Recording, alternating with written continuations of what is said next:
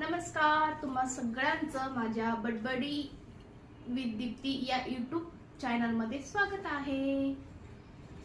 आज माझं एक पार्सल आलेलं आहे Amazon वरून. मी एक पर्स मागवली आहे कारण माझ्या ऑफिसची पार्टी आहे आणि ही ती पर्स आहे.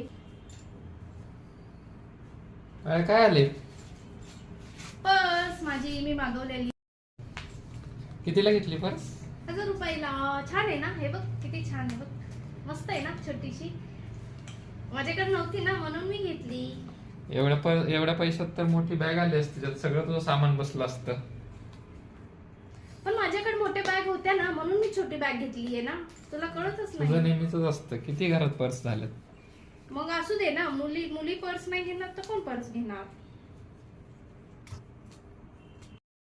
हे बघ बाळ्या, 2 वर्ष झालं मी ही पर्स वापरतोय आणि तू 1000 रुपयाची पर्स दर 2 महिन्याला घेते. मग काय झालं घेते तर? मग मी कमवते कशाला? स्वतःच्या किती पैसे बघू पर्स मध्ये? काही नाही, नवीन आहे ना. माझ्या पर्स मध्ये कधी पैसे असतात का?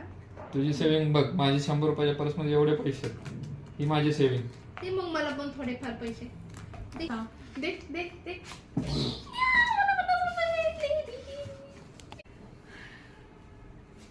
नमस्कार, तुम्हा सगळ्यांचं माझ्या बडबडी विथ दीप्ती या यूट्यूब चॅनलमध्ये स्वागत आहे.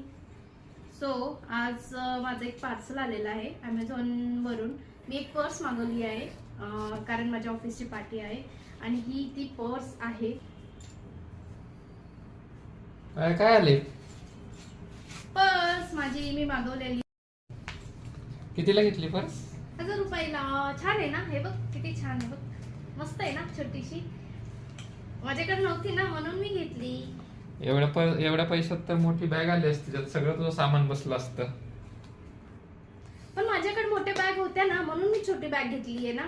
तुला कळतच तुझं नाही. नेहमीच असतं. किती घरात पर्स झाल्यात. मग असू दे ना. मुली पर्स नाही घेणार तर कोण पर्स घेणार? हे बघ बाळ्या, 2 वर्ष झालं मी ही पर्स वापरतोय आणि तू 1000 रुपयाची पर्स दर 2 महिन्याला घेते. मग काय झालं घेते तर? मग मी कमवते कशाला? स्वतःच्या किती पैसे बघू पर्स मध्ये? काही नाही, नवीन आहे ना. माझ्या पर्स मध्ये कधी पैसे असतात का? तुझी सेव्हिंग बघ. माझी 100 रुपयाच्या पर्स मध्ये एवढे पैसे आहेत. ही माझी सेव्हिंग. ते मग मला पण थोडेफार पैसे दे. दे दे दे.